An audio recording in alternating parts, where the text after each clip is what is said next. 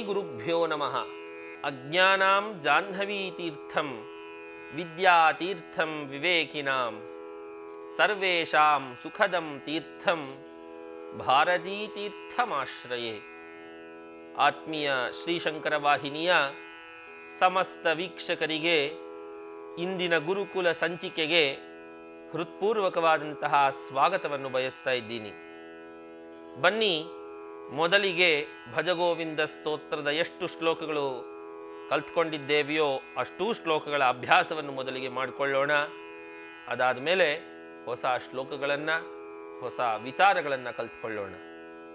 ಭಜ ಗೋವಿಂದಂ ಭಜ ಗೋವಿಂದಂ ಗೋವಿಂದಂ ಭಜ ಮೂಢಮತೆ ಸಂಪ್ರಾಪ್ತೆ ಸನ್ನಿಹಿತೆ ಕಾಲೆ ನಹಿ ನಹಿ ರಕ್ಷತಿ ಡುಕೃಂಕರಣೆ ಮೂಢಜಹೀಹಿ ಧನಾಗಮ ತೃಷ್ಣಾಂ मनसि वितृष्णां यल्लभसे निज कर्मोपातं वित्तं तेन विनोदय चित्तं नारीस्तनभरनाभिदेशं मोहावेशं एतन्मांसवसादिविकारं मनसि विचिन्तय वारं वारं नलिनी जलमतितरलं तद्वज्जीवितमतिशयचपलं वेद्यव्याज्यभिमानग्रस्तं लोकं शोकहतं च समस्तं तावन्निजपरिवारो रक्तः पश्चाज्जीवति जर्जरदेहे यावत् पवनो निवसति देहे तावत् पृच्छति कुशलं गेहे गतवति वायौ देहापाये भार्या बिभ्यति तस्मिन् काये बालस्तावत् क्रीडासक्तः तरुणस्तावत् तरुणीसक्तः वृद्धस्तावत् चिन्तासक्तः काते कान्ता कस्ते पुत्रः संसारोऽयमतीव विचित्रः कस्य त्वं कुत आयातः तत्त्वं चिन्तय तदिह भ्रातः सत्सङ्गत्वे निस्सङ्गत्वे निर्मोहत्वं निर्मोहत्वे निश्चलतत्वं तत्त्वे जीवन्मुक्तिः वयसि गते कः कामविकारः नीरेकः कासारः क्षीणे कः ज्ञाते तत्त्वे कः संसारः मा कुरु धनजन यौवनगर्भं हरति निमेषात् कालः सर्वं मायामयमिदमखिलं बुद्ध्वा ब्रह्मपदं त्वं प्रविश विदित्वा दिनयामिन्यौ शिशिरवसन्तौ पुनरायातः कालः क्रीडति गच्छत्यायुः तदपि न मुञ्चत्याशावायुः का धनगतचिन्ता वातुल किं तव नास्ति नियन्ता त्रिजगति सज्जनसङ्गतिरेका भवति भवार्णवतरणे नौका लुञ्चितकेशः काषायाम्बर बहुकृतवेषः पश्यन्नपि च न ह्युदरनिमित्तं बहुकृतवेषः अङ्गङ्गलितं दशनविहीनं जातं तुण्डं वृद्धो याति गृहीत्वा दण्डम्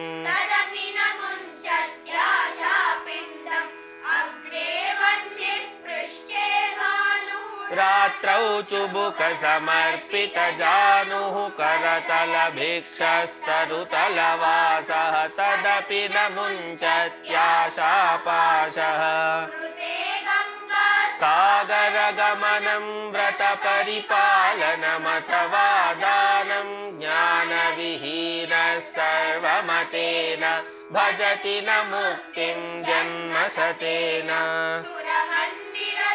मूलनिवासः शय्या भूतलमजिनं वासः परिग्रहभोगत्यागः कस्य सुखं न करोति विरागः योगरतो वा भोगरतो वा संगरतो वा संगविहीनः यस्य ब्रह्मणि रमते चित्तं नन्दति नन्दति नन्दत्येव भगवद्गीता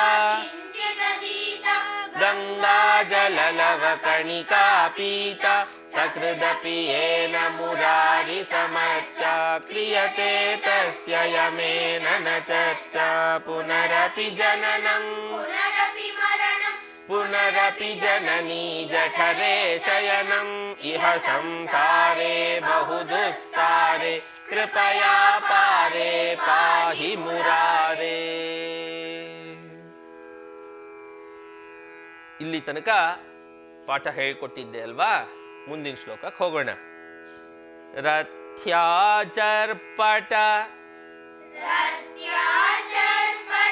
ಇನ್ನೊಂದ್ಸರ್ತಿ ವಿರಚಿತ ಕಂಠಃ ರಥ್ಯಾಚರ್ಪಟ ವಿರಚಿತ ಕಂಠಃ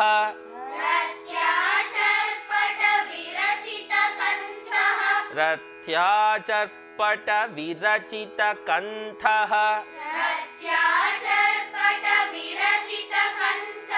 पुण्या पुण्य ಇನ್ನೊಂದ್ಸರ್ತಿ विवर्जित पंथः विवर्जित पंथः रथ्याचर्पट विरचित कंठः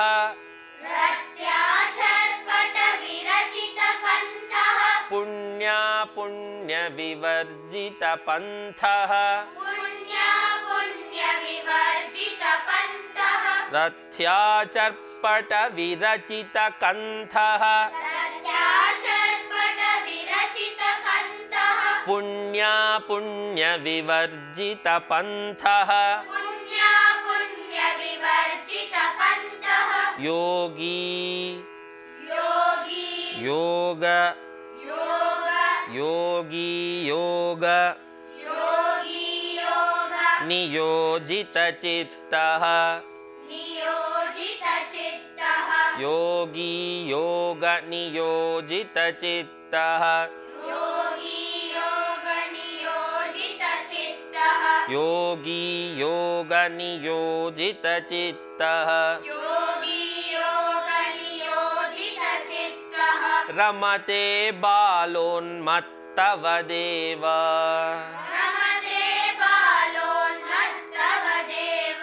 रथ्याचर्पट विरचित कंठः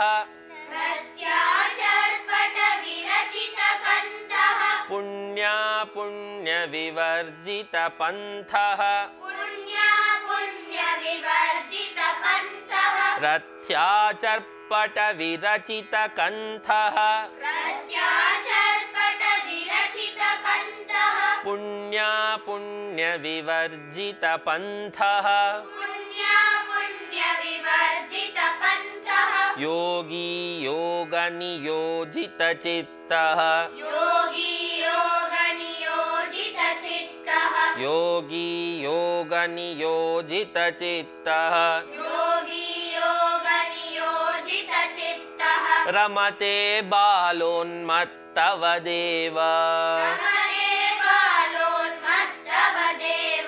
रमते बालोन्मत्तवदेव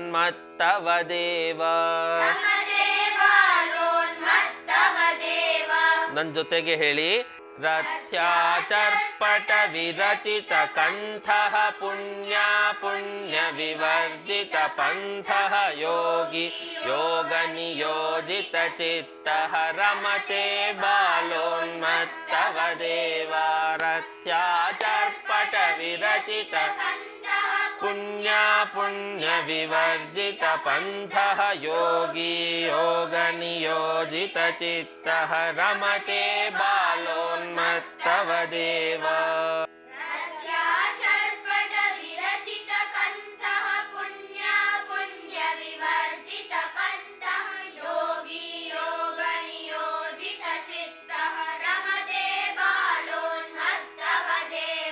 पुनरपि जननं पुनरपि मरणं पुनरपि जननी जठरे शयनम् इह संसारे बहुदुस्तारे पाहि मुरारे रथ्याचर्पटविरचितकण्ठः पुण्यविवर्जितपन्थः योगी योगनियोजितचित्तः रमते बालोन्मत्तवदेव ಮುಂದಿನ ಶ್ಲೋಕ ಕಲ್ತ್ಕೊಳ್ಳೋಣ ಕಸ್ತ್ವಂ ಕೋಹಂ ಕುತ ಆಯಾತಃ ಕಸ್ತ್ವಂ ಕೋಹಂ ಕುತ ಆಯಾತಃ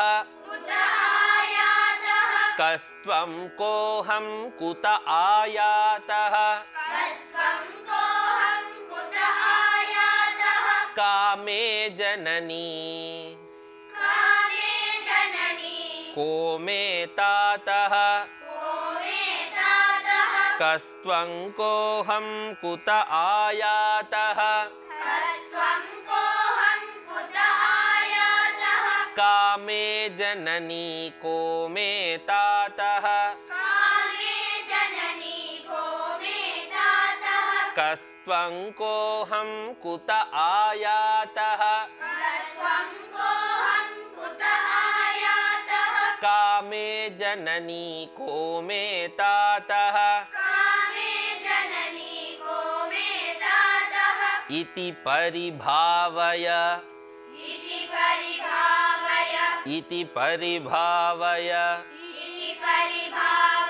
सर्वमसारम् इति परिभावय सर्वमसारम् विश्वं त्यक्त्वा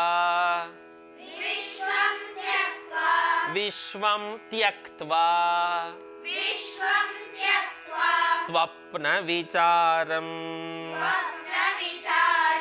विश्वं त्यक्त्वा स्वप्नविचारम् विश्वं त्यक्त्वा स्वप्नविचारम् ಕೂಡಲೇ ತಗೋಬೇಕು ವಿಶ್ವಂ ತ್ಯಕ್ತ್ವಾ ಸ್ವಪ್ನವಿಚಾರಂ ಕಸ್ತ್ವಂ ಕೋऽಹಂ ಕುತ ಆಯಾತಃ कामे जननी को मे तातः इति परिभावय सर्वमसारम् विश्वं त्यक्त्वा स्वप्नविचारम् कस्त्वं कोऽहं कुत आयातः कामे जननी को मे तातः इति परिभावय सर्वमसारम् विश्वं त्यक्त्वा स्वप्नविचारम् ಹೇಳಿ कस्त्वं कोऽहं कुत आयातः कामे जननी को मे तातः इति परिभावय विश्वं त्यक्त्वा स्वप्नविचारं रथ्याचर्पटविरचितकण्ठः पुण्यविवर्जितपन्थः योगनियोजितचित्तः रमते बालोन्मत्तवदेव कस्त्वं कोऽहम्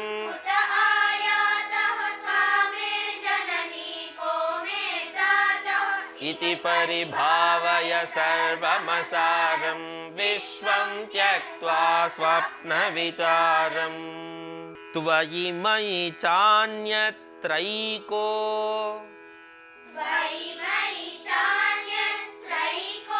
विष्णुः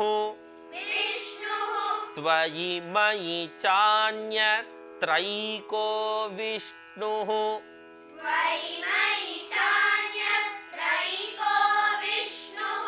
त्वयि मयि चान्यत्रैको विष्णुः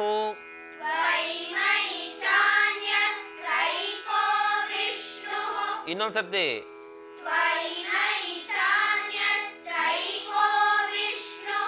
ವ್ಯರ್ಥಂ ಕುಪ್ಯಸಿ ಇನ್ನೊಂದು ಸರ್ತಿ ವ್ಯರ್ಥಂ ಕುಪ್ಯಸಿ ಮಯ್ಯ ಸಹಿಷ್ಣುಃ मय्य सहिष्णुः त्वयि मयि चान्यत्रैको विष्णुः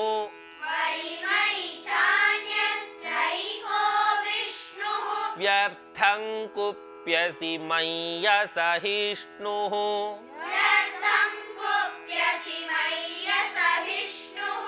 भव समचित्तः सर्वत्रत्वं ಇನ್ನೊಂದು ಸರ್ತಿ ಭವ ಸಮಚಿತ್ತಃ ಸರ್ವತ್ರತ್ವಂ ಭವ ಸಮಚಿತ್ತಃ ಸರ್ವತ್ರತ್ವಂ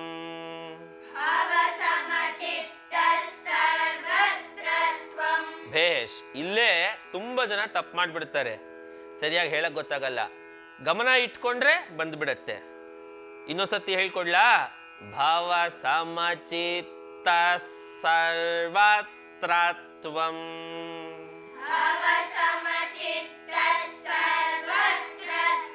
ಸರ್ವತ್ರಸ್ತ್ವಂ ಅಂದ್ಬಿಡ್ತಾರೆ, ಹಂಗ್ ಬರಬಾರ್ದು. ಸರ್ವತ್ರತ್ವಂ ಭವ ಸಮಚಿತ್ತ ಸರ್ವತ್ರತ್ವಂ. ಇನ್ನೊಂದ್ಸತಿ ಹೇಳ್ಕೊಡ್ತೀನಿ, ಹೇಳ್ತೀರಾ? ಭವ ಸಮಚಿತ್ತ ಸರ್ವತ್ರತ್ವಂ.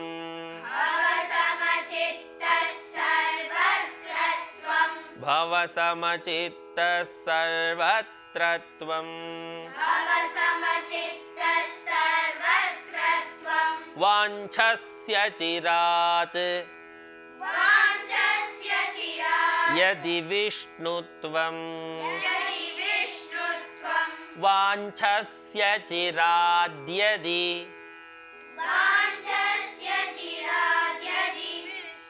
ವಿಷ್ಣುತ್ವಂ.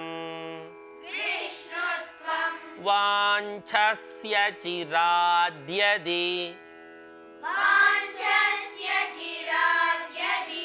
ಜೋರಾಗಿ ಚೆನ್ನಾಗಿ ಹೇಳಬೇಕು. ವಾಂಛಸ್ಯ ಚಿರಾದ್ಯದಿ ವಿಷ್ಣುತ್ವಂ. ತ್ವಯಿ ಮಯಿ ಚಾನ್ಯತ್ರೈಕೋ ವಿಷ್ಣುಃ.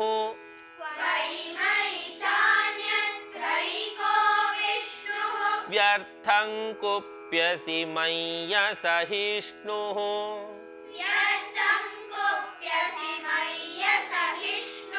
ಭವ ಸಮಚಿತ್ತ ಸರ್ವತ್ರತ್ವಂ.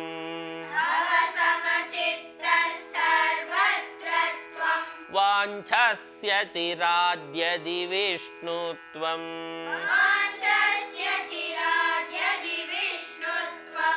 ಇನ್ನೊಂದ್ಸತಿ ಹೇಳೋಣ, ನನ್ನ ಜೊತೆಗೆ ಹೇಳಿ.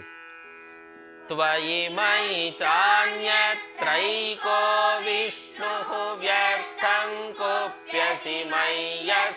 विष्णुः भव समचित्तः सर्वत्र त्वं वाञ्छस्य चिराद्यदि विष्णुत्वम् ಮತ್ತೊಂದ್ಸರ್ತಿ त्वयि मयि चान्यत्रैको विष्णुः व्यर्थं कुप्यसि मय्यसहिष्णुः सर्वत्र त्वं वाञ्छस्य चिराद्यदि विष्णुत्वम् ಶಂಕರಾಚಾರ್ಯರು ಹೇಳ್ತಾ ಇದ್ದಾರೆ, ನಿನ್ನಲ್ಲಿ ಯಾವ ವಿಷ್ಣು ಇದ್ದಾನೋ ನನ್ನಲ್ಲೂ ಅದೇ ವಿಷ್ಣುನೇ ಇದ್ದಾನೆ. ನನ್ನಲ್ಲಿ ಯಾವ ಶಿವ ಇದ್ದಾನೋ ಅದೇ ಶಿವ ನಿನ್ನಲ್ಲೂ ಇದ್ದಾನೆ. ಬೇರೆ ಬೇರೆ ಹೆಸರುಗಳು ಇರಬಹುದು ಅಥವಾ ಬೇರೆ ಬೇರೆ ಕರ್ಮಗಳನ್ನ ಮಾಡ್ತಾ ಇರಬಹುದು. ದೇವರುಗಳು ಒಂದೊಂದು ಕೆಲಸ ಮಾಡ್ತಾನೆ ಅಂತ ಒಂದೊಂದು ಹೆಸರು ಅವನಿಗೆ. ಆದ್ರೆ ಪರಬ್ರಹ್ಮ ಅಂತ ಅನ್ನಿಸ್ಕೊಂಡಿರೋನು ಒಬ್ಬನೇ ಅಲ್ವಾ? ಹೀಗೆ ನನ್ನಲ್ಲಿರುವಂತಹ ನಿನ್ನಲ್ಲಿರುವಂತಹ ವಿಷ್ಣು ಎಲ್ಲ ಒಂದೇ. ತ್ವಯಿ ಮಯಿ ಚಾನ್ಯತ್ರೈಕೋ ವಿಷ್ಣು. ತ್ವಯಿ ಅಂದ್ರೆ ನಿನ್ನಲ್ಲಿ, ಮಯಿ ಅಂದ್ರೆ ನನ್ನಲ್ಲಿ. ತ್ವಯಿ ಮಯಿ ಚಾನ್ಯತ್ರೈಕೋ ವಿಷ್ಣು. ನನ್ನಲ್ಲಿ ನಿನ್ನಲ್ಲಿ ಮಾತ್ರ ಅಲ್ಲ, ಎಲ್ಲ ಕಡೆ ಇರುವಂಥವ್ನು ಅವನೇ. ಎಲ್ಲ ಕಡೆ ಇರುವಂಥವನೇ ಇಲ್ಲೂ ಇದ್ದಾನೆ. ಅದಕ್ಕೆ ನಿನ್ನಲ್ಲಿಲ್ಲ ನನ್ನಲ್ಲೇ ಇದ್ದಾನೆ ಅಂತ ಯಾಕಪ್ಪ ಜಗಳ ಆಡಬೇಕು? ವ್ಯರ್ಥಂ ಕುಪ್ಯಸಿ ಮಯ್ಯ ಸಹಿಷ್ಣು. ಸುಮ್ಮನೆ ಯಾಕೆ ಕೋಪ ಮಾಡ್ಕೊಳ್ತೀಯ? ಇಲ್ಲೇ ಇರೋ ದೇವರು ನನ್ನಲ್ಲೇ ಇರೋದು, ನಿನ್ನಲ್ಲಿಲ್ಲ ಅಂತ. ಈ ರೀತಿ ಎಲ್ಲ ಇರಬಾರ್ದು. ಸಮಚಿತ್ತ ಅಂದ್ರೆ ಒಂದೇ ರೀತಿ ಈಕ್ವಲ್ ಆಗಿ ಥಿಂಕ್ ಮಾಡೋ ಮೈಂಡ್ ಇರೋಂಥವರಿಗೆ ಭವ ಸಮಚಿತ್ತ ಸರ್ವತ್ರ ತ್ವಂ. ಎಲ್ಲ ಕಡೆ ನೀನು ಒಂದೇ ಈಕ್ವಲ್ ಮೈಂಡಿಂದ ಕೆಲಸ ಮಾಡು. ಅವಾಗಲೇ ನೀನು ಆ ಪರಮಾತ್ಮನ ಹತ್ರ ಹೋಗಕ್ಕೆ ಸಾಧ್ಯ. You can reach Vishnu only then. ಯಾರು ಸಮವಾಗಿ ಎಲ್ಲರೂ ಈಕ್ವಲ್ ಅಂತ ಟ್ರೀಟ್ ಮಾಡ್ತಾರೋ ಅಂತಹವರೇ ವಿಷ್ಣುವನ ಹತ್ತಿರ ಹೋಗಕ್ಕೆ ಸಾಧ್ಯ. ತ್ವಯಿ ಮಯಿ ಚಾನ್ಯತ್ರೈಕೋ ವಿಷ್ಣುಃ ವ್ಯರ್ಥಂ ಕುಪ್ಯಸಿ ಮಯ್ಯ ಸಹಿಷ್ಣುಃ ಸಮಚಿತ್ತಃ ಸರ್ವತ್ರ ತ್ವಂ ವಾಂಛಸ್ಯ ಚಿರಾದ್ಯದಿ ವಿಷ್ಣುತ್ವಂ. ರಥ್ಯಾಚರ್ಪಟ ವಿರಚಿತ ಕಂಠಃ ಪುಣ್ಯ ವಿವರ್ಜಿತ ಪಂಥಃ ಯೋಗ ನಿಯೋಜಿತ ಚಿತ್ತಃ ರಮತೆ ಬಾಲೋನ್ಮತ್ತವದೇವ. ಕೋಹಂ ಕುತ ಆಯಾತಃ ಕಾಮೇ ಜನನೀ ಕೋ ಮೇ ತಾತಃ ಇತಿ ಪರಿಭಾವಯ. ವಿಶ್ವಂ ತ್ಯಕ್ತ್ವಾ ಸ್ವಪ್ನ ವಿಚಾರಂ ತ್ವಯಿ ಮಯಿ ಚಾನ್ಯತ್ರೈಕೋ ವಿಷ್ಣುಃ ವ್ಯರ್ಥಂ ಕುಪ್ಯಸಿ ಮಯ್ಯ ಸಹಿಷ್ಣುಃ ಭವ ಸಮಚಿತ್ತಃ ಸರ್ವತ್ರ ತ್ವಂ ವಾಂಛಸ್ಯ ಚಿರಾದ್ಯದಿ ವಿಷ್ಣುತ್ವಂ. ಇವತ್ತಿನ ಸಂಚಿಕೆಯಲ್ಲಿ 3 ಶ್ಲೋಕಗಳನ್ನು ಕಲ್ತ್ಕೊಂಡಿದ್ದೀವಿ. ಯಾವ್ಯಾವುದು? ರಥ್ಯಾಚರ್ಪಟ ವಿರಚಿತ ಕಂಠಃ ಅನ್ನುವಂತಹ ಶ್ಲೋಕ, ಕಸ್ತ್ವಂ ಕೋಹಂ ಕುತ ಆಯಾತಃ ಅನ್ನುವಂತಹ ಶ್ಲೋಕ, ತ್ವಯಿ ಮಯಿ ಚಾನ್ಯತ್ರೈಕೋ ವಿಷ್ಣುಃ ಅನ್ನುವಂತಹ ಶ್ಲೋಕ. ಈ 3 ಶ್ಲೋಕಗಳನ್ನು ಚೆನ್ನಾಗಿ ಅಭ್ಯಾಸ ಮಾಡ್ಕೊಳ್ಳಿ. ಹಿಂದೆ ಮಾಡಿರೋ ಪಾಠ ಮರಿಬಾರ್ದು. ಮುಂದಿನ ಸಂಚಿಕೆಯಲ್ಲಿ ಪುನಃ ಅದನ್ನು ಅಭ್ಯಾಸ ಮಾಡೋಣ.